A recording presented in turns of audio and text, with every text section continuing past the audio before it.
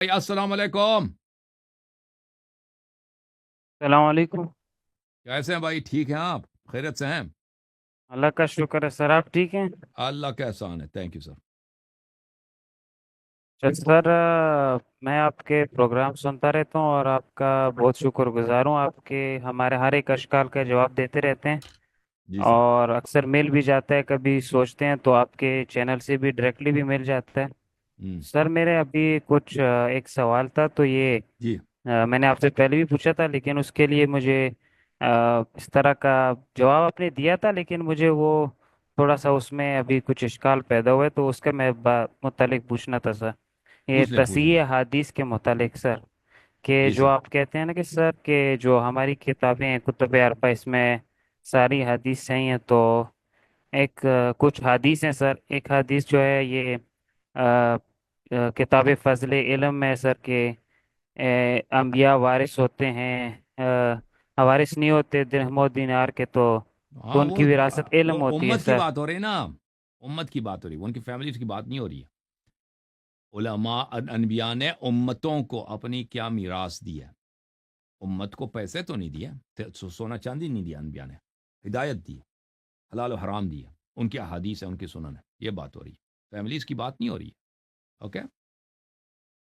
تو سر یہاں پر پھر آتا ہے کہ ہم اہل بیت جو ہیں نبی صلی اللہ علیہ وسلم کی احادیث کے وارث ہیں، تو مطلب پھر اس میں وہ بات نہیں آ جاتی وہ کہ آپ میرے ذہن دیکھیں, میں وہ وہی؟ کتاب فضل العلم میں جو ہے نا, ہم اہل بیت علیہ السلام جی اس طرح کہ میں آپ کو دکھا دیتا ہوں بھائی, میں آپ کو دکھا دیتا ہوں. وہ اس طرح ہے بھائی, یہ کتاب ہے الاصول من الکافی جلد نمبر 1, کتاب فضل العلم. ان العلماء ورثۃ الانبیاء, علماء انبیاء کے میراث دار ہیں, ورثے میں ملا ہے. وہ اس طرح کہ انبیاء علیہم السلام نے درہم و دینار نہیں چھوڑا. درہم و دینار نہیں چھوڑا یعنی امت کے لیے, نہ کہ اپنے اہل خانہ. وَإِنَّمَا أَوْرَثُوا أَحَادِيثَ مِنْ أَحَادِيثِهِمْ, انہوں نے اپنے احادیث کو میراث میں چھوڑا ہے. فَمَنْ أَخَذَ بِشَيْءٍ مِنْهَا فَقَدْ أَخَذَ حَظًّا وَافِرًا, جو اس کو حدیث ملے تو اس کو بہت بڑی خزانہ ملا. فَانظُرُوا عِلْمَكُمْ هَذَا عَمَّنْ تَأْخُذُونَهُ, یہ تم دیکھو کہ تم اپنے احادیث کن سے لیتے ہو. فَإِنَّ فِينَا أَهْلَ الْبَيْتِ فِي كُلِّ خَلَفٍ, ہم اہل بیت علیہم السلام میں ہر زمانے میں عدولاً ایسے عادل ثقہ لوگ ہیں, ینفون عنہ تعریف الغالین, کہ وہ احادیث نبی صلی اللہ علیہ وسلم سے غلات کے تحریف کو مٹھا دیتے ہیں, دور کر دیں. وانتحال المبتلین, اور جو جھوٹے لوگ ادعا کرتے ہیں ان کو بھی وہ دفع کرتے ہیں, جھٹلاتے ہیں. وہ تعویل الجاہلین, اور جاہل حضرات تعویل کا غلط معنی کریں اس کو بھی جھٹلاتے ہیں. اس میں کہاں ہے کہ ہم اہل بیت علیہ السلام کو احادیث ورثے میں ملا؟ وہ آپ نے بنا دی نا, آپ نے بنا دی ہے کہ نہیں؟ بنا دی, نہیں بنائی آپ نے؟ اچھا، آپ کی نہیں نہیں امیجنیشن بنایا نہیں ہے سر، اصل میں بنایا. میرے پاس جو ہے نا وہ ایک ترجمہ، اس میں تھوڑا ترجمہ تھوڑا صحیح سے ہوا نہیں ہے نا، تو ترجمہ کو وہ گولی مارو, یہ انڈرسٹینڈنگ میں تھوڑی شیعہ مشکل ہو مولوی جاتی ہے۔ کیا ترجمہ کریں گے؟ شیعہ مولوی بیچارے کیا ترجمہ کریں گے؟ ان کو آتا کیا ہے؟ صحیح ہے. دین سر کا سب سے اور بڑا ایک اور دشمن دو حدیث ہے سر۔ طبقہ ہے, دو طبقہ دین کا سب سے بڑا دشمن ہے. اسرائیل, امریکہ, ان سے پرواہ نہیں ہے. وہ آپ کے دین کو تباہ نہیں کر سکتا, ٹھیک ہے نا؟ وہ کر سکتا ہے بھائی, اور کون دین میں نہیں بدعت داخل کرے گا, دین کو تباہ کرے گا؟ وہ ایک شخص جو کہتا ہے میں مسلمان مولوی، ہی نہیں ہوں, میں اللہ کو مانتا ہی نہیں ہوں, نبی صلی اللہ علیہ وسلم کو نہیں, اس کا دھوکہ تو آپ کبھی نہیں کھائیں گے نا. دھوکہ کھائیں گے اس کا؟ وہ دین آپ کے عقائد کو چینج کر سکے گا؟ نہیں. عقائد کون چینج سکے؟ وہ جس کی داڑھی ہے, جس کے سر پہ پگڑی ہے, جس ظاہر میں متقی ہے, ہاں, جو کہتا ہے آ جاؤ میری بات مان لو, میں تمہیں ہدایت دیتا ہوں. ایسے ہی لوگوں نے دین میں آج تک بدعت داخل کیا. او بھائی پتہ ہے آپ کو؟ اور دین میں جی سر، یہود نصاران ہے, یہود نصارا کو کون مانتا ہے بھائی؟ یہود نصارا دین میں بدعت داخل کر سکتا ہے؟ کوئی پادری آ کے ہمارے نہیں اس نہیں کر سکتا نا. دین میں علماء بدعت داخل کریں گے, بالکل علماء آپ کو گمراہ کریں گے, ٹھیک ہے نا؟ اگر کوئی پادری آ جائے بھائی, جتنا وہ مرضی تبلیغ کرے کہ نماز کی 3 رکعت نہیں 4 رکعت, وہ لاکھ کوشش کرے, کوئی نہیں مانے گا. ہاں, اگر مسلمان مولوی ہوگا, وہ حدیث غلط ترجمہ کرے گا, وہ جیسے قوی صاحب ابھی کر رہے تھے نا, کہ شراب کو حلال بنا رہے تھے, ہے کہ نہیں بھائی؟ کہتے ہیں اگر نسوار جائز ہے تو وسکی بھی جائز ہے جی, ٹھیک ہے کہ نہیں؟ تو ایسے لوگ کر سکتے ہیں, نہیں کر سکتے بھائی؟ ویسے ہی سکتے ہیں، مسلمانوں کو مولوی خوش ہوتے ہیں, کرتے وہ ہیں۔ جس نے پینا ہوتا ہے نا, اس کو بھی بہانے کی ضرورت ہے کہ فتویٰ مل جائے کہیں سے. فتویٰ تو مل گیا اس کو, ٹھیک ہے کہ نہیں؟ اوکے جناب, صحیح آگے بات جائیں. ہے سر. ایک اگلا سر سوال ہے جی سر. سر ایک اور بھی حدیث ہے سر. سر کتاب الحجہ میں ہے سر, جو نبی ہاں پاک صلی اللہ علیہ وسلم کی قبر کو اونچائی سے جو دیکھنے والے کی ہے, تو اس کے میں ہاں اس میں وہ پڑھ رہا تھا, تو اس کے لیے جو ہے توضیح لکھی ہوئی تھی کہ میرات العقول میں جو ہے علامہ بکر مجلسی یہ ضعیف اس کو کہتے ہیں, تو وہ اس کو کیوں ضعیف کہتے ہیں پھر سر؟ اس کو چھوڑے نا, مجلسی صاحب وہ سب اس کو صحیح سمجھتا ہے نا, کافی سب کو صحیح سمجھتا ہے. وہ حدیث پڑھو تاکہ میں اس کا جواب دے دوں نا, حدیث میں مشکل کیا. سر جعفر بن مسنا سے روی ہے کہ میں مدینہ میں تھا, مسجد نبی کی چھت جس سے ہوں قبر نبی صلی اللہ علیہ وسلم نظر آتی تھی گر گئی تھی. کام کرنے والے اوپر چڑھتے تھے اور ہوں اترتے تھے بغرض تعمیر. میں نے اپنے ساتھیوں سے کہا, تم میں کون ایسا ہے جس سے امام جعفر صادق علیہ السلام سے ملنے کا وعدہ کیا ہو؟ کتاب الحجہ میں سر. ہوں مہران نے کہا میں ہوں. اسماعیل نے کہا میں ہوں. میں نے ان دونوں سے کہا, ہماری طرف سے ایک سوال حضرت سے کرو کہ آیا قبر نبی صلی اللہ علیہ وسلم سے بلند ہو کر اسے دیکھنا درست ہے؟ وہ لوگ گئے. دوسرے روز جب ہم پھر جمع ہوئے تو اسماعیل نے کہا, ہم نے تمہارا مسئلہ دریافت کیا تھا. آپ نے فرمایا, کیا تم یہ پسند کرو گے کہ حضرت سے اونچے ہو کر اس چیز کو دیکھو جس سے بینائی جاتی رہے, یا ہوں. وہ حضرت کو اس حال میں دیکھ کے کہ تنہا کھڑے نماز پڑھ رہے ہوں یا اپنی کسی بیوی کے پاس ہوں؟ تو اگر دیکھیں کیونکہ اشیاء دونوں میں حدیث ہے کہ انبیاء اپنے قبروں میں زندہ ہے نا, انبیاء علیہ السلام اپنے قبروں میں زندہ ہے. اگر قبر شریف کھل گیا تو اس میں دیکھنے کی اجازت نہیں ہے. اگر کبھی ایسا ہو تو اس کو دیکھنے کی اجازت نہیں ہے. ہمیں نہیں معلوم کہ وہاں پہ وہ کس طرح مرمت کر رہے تھے, تو اس سے منع کیا گیا ہے کہ تم نہ دیکھا کرو اس کی طرف. اگر میں نے یہ حدیث دیکھا ہوا ہے, میں نے اس کو نوٹ بھی کیا تھا ایک زمانے میں, تک کبھی ضرورت پڑے میں اس کو آپ کو دکھا دوں, ابھی مجھے وہ نہیں مل رہا. تو یہ مخالفین کے ہاں بھی یہ حدیث ہے کہ الانبیاء احیاء فی قبورہم یصلون, انبیاء اپنے قبور میں زندہ ہیں, نمازیں پڑھ رہے ہیں. نبی کریم صلی اللہ علیہ وسلم بلا شک زندہ ہے. تو ان کے قبر میں, قبر تو لازمی بات ہے ان کا جنت ہے. ہو سکتا ہے کبھی پردہ ہٹ جائے, لوگوں کو بہت ساری چیزیں نظر آ جائیں, ٹھیک ہے نا. اگر ان کا قبر شریف کبھی کھل جائے تو ظاہر یہی ہے کہ اس حدیث سے ہمیں یہ پتہ چلتا ہے کہ دیکھنے کی اجازت نہیں, نظر کرنے کی اجازت نہیں ہے. اوکے, مزید کوئی سوال ہے؟ سر ایک اور سوال ہے سر, جو ہے, لیکن اس کا ریفرنس تو مجھے سر ایگزیکٹ پتہ نہیں ہے, لیکن میں نے دیکھا تھا یہ کافی ساری کتب میں وہ حدیث وارد ہوئے کہ جو یہ جو زمین ہے سر, یہ ایک اس کے اوپر ہے بیل میں مچھلی ہوں. کے پیٹ کے اوپر ہے, پھر وہ ایک بیل تو کا اس کے سینگ ہے اس کے اس کے دو نیچے. جواب ہیں بھائی, اس کے دو جواب ہیں. ایک جواب یہ ہے کہ بھائی یہ مشکل احادیث میں سے ہمیں سمجھ نہیں آتی اس کے معنی. ہو سکتا ہے کہ ایسے ڈائمنشنز ہوں, ایسے مخلوقات ہوں دنیا میں جو ہمیں نظر نہیں آتی, ٹھیک ہے نا.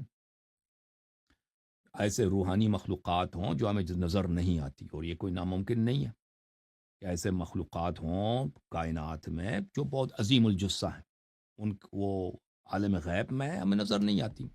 یعنی جو لفظی معنی کیے گئے ہیں حدیث میں, یہ الفاظ آئے ہیں کہ مچھلی ہے, گائیں ہیں, زمین اس کے شاخ کے اوپر ہے. واقعاً اسی طرح ایک احتمال یہ ہے, یہ کوئی ناممکن نہیں. اللہ کی طاقت بہت عظیم ہے. اس طرح نہیں ہے کہ جو ہمیں نظر نہیں آتا وہ نہیں ہے. سمجھ میں آ رہی نا بات آپ کو؟ بہت ساری چیزیں ہو سکتی ہیں جو ہمیں نظر نہیں آتی, وہ حقیقت ہو سکتی. دوسرا معنی یہ ہے میرے بھائی, دیکھیں کہ پرانے زمانے میں جو کانسٹلیشنز ہوتے تھے اسٹارز کے, یہ اکثر حیوانوں کے نام پہ ہوتے تھے. کانسٹلیشن سمجھتے ہو نا, ستاروں کی جرمٹ. زوڈیاک سائنس جو ہے نا, حمل, ثور, جوزا, سرطان, اسد, قوس, میزان, قوس, میزان, سنبلہ, قوس, جدی, دل, حوت. یہ سب حیوانوں کے نام ہیں. حمل کس کو بولتے ہیں؟ حمل بولتے ہیں اس کو, لیمب کو. لیمب اردو میں کیا بولتے ہیں لیمب کو؟ بیڑ بولتے ہیں, بیڑ. نہیں, بیڑ تو بڑا ہوتا ہے نا, اس کا بچہ جو ہوتا ہے. ثور, بیل دمبا. کو بولتے ہیں نا ثور. ہاں. ہاں, اس طرح کے الفاظ ہیں, کیونکہ یہ ستاروں کی جو جرمٹ تھی, یہ ستاروں کی جرمٹ حیوانات کی شکل میں تھی. اور ایک تھا مثلا ترازو کی شکل میں ہے نا, میزان ترازو کی شکل میں. ایک سرطان ہے مثلا, یہ مختلف حیوانات کی شکل, مچھلی کی صورت میں, حوت مچھلی.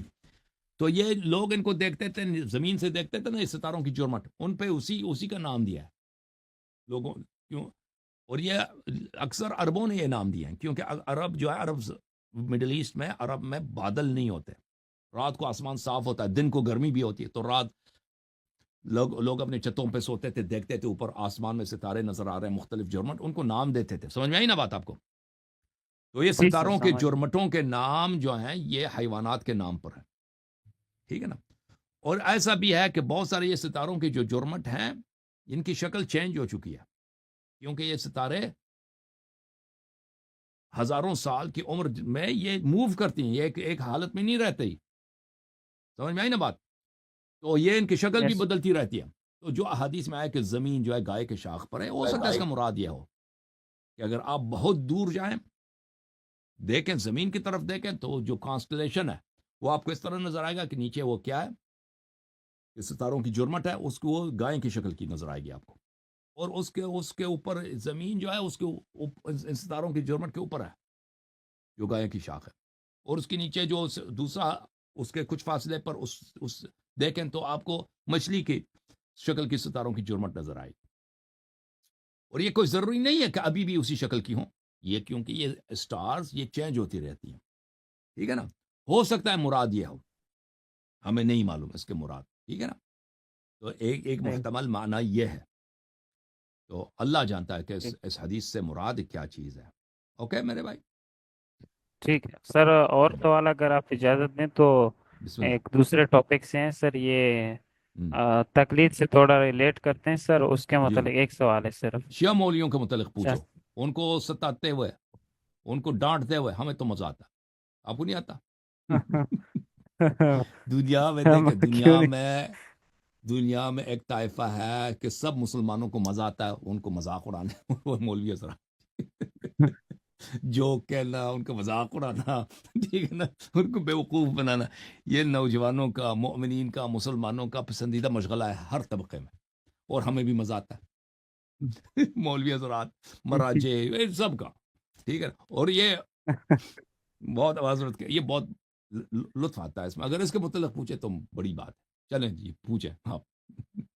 سر انہی کے اب متعلق ہے سر. ویسے ہاں میرا اس چلے جی، طرح کا واہ جی واہ. سوال ہے کہ ہم، سوال یہ ہے کہ اگر کوئی حدیث مطلب اگر ایگزیکٹ اس کی ورڈنگ پیش نہ کرے اور اس کا مطلب مفہوم سا کسی کو سمجھا دے، ہم.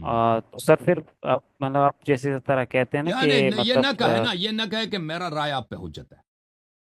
اگر آپ کو صحیح. بتاتا ہے کہ یہ امام علیہ السلام نے یہ فرمایا ہے نا، کہ یہ بالکل نقل الاحادیث بالمعنی یہ جائز ہے، یہ حدیث ہے خود کہ حدیث بالمعنی آپ نقل کر سکتے ہیں، بشرطے کہ وہ معنی سے ہی نقل کریں. تو آپ جب جی. کسی کو سمجھاتے ہیں کہ امام جعفر صادق علیہ السلام نے یہ فرمایا ہے، تو ضروری نہیں ہے کہ اس کے الفاظ بیان کریں، لیکن جب تک آپ کو یقین ہے کہ وہی مفہوم آپ صحیح بیان کر رہے ہیں تو بالکل جائز ہے، صحیح ہے. اور لیکن اس کا مطلب یہ نہیں کہ فتویٰ صحیح ہے، کیونکہ فتویٰ حدیث نہیں ہے، فتویٰ مجتہد کی رائے ہے. ہاں اگر مجتہد یہ زحمت کرے کہ لوگوں کو، یہ علماء یہ زحمت کرے کہ لوگوں کو حدیث سمجھا دیں، یہ تو بہترین چیز ہے. ہم ڈیمانڈ ہی یہی کرتا ہے نا. وہ تو یہ تو نہیں کہتا، وہ کہتا ہے حدیث آپ کو سمجھ ہی نہیں آ سکتی، ہماری رائے آپ پہ حجت ہے. ان دونوں چیزوں. اور اچھا کہتا ہے سر میں فرق ہی کیا یہ ہے، فرق ہی کیا ہے جی، وہ جی جیسے ہاں، جی سر.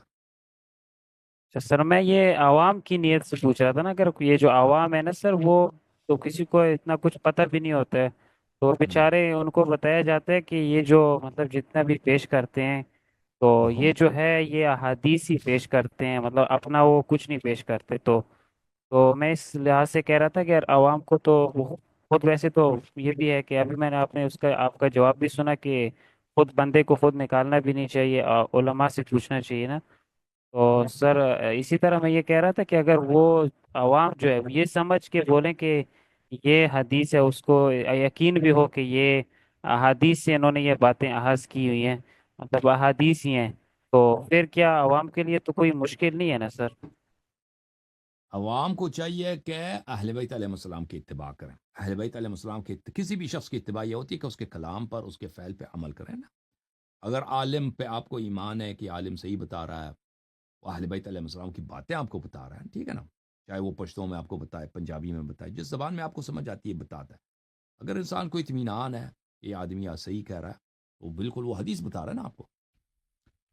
لیکن وہ اگر حدیث نہیں بتاتا وہ کہتا ہے میری فرمان آپ پہ حجت ہے، تو یہ بدعت ہے، یہ بدعت ہے کہ آپ لوگوں کو کہہ دیں کہ آپ کو تو سمجھ ہی نہیں آ سکتی، میں کیا سمجھا دوں جی، میری باتیں یہ آپ کے لیے، یہ قانون اسلام یہ ہے، آپ حجت یہ ہے، میں حجت ہوں، میری بات پہ عمل کرو گے تو یہ بدعت ہے۔ تو عوام کو چاہیے کہ ان دونوں باتوں میں فرق سمجھیں، کہ ہم جب دیکھیں کہ کسی اور کو اپنے اوپر حجت نہ سمجھیں، یہ کفر ہے، یہ ضلالت ہے، یہ گمراہی ہے۔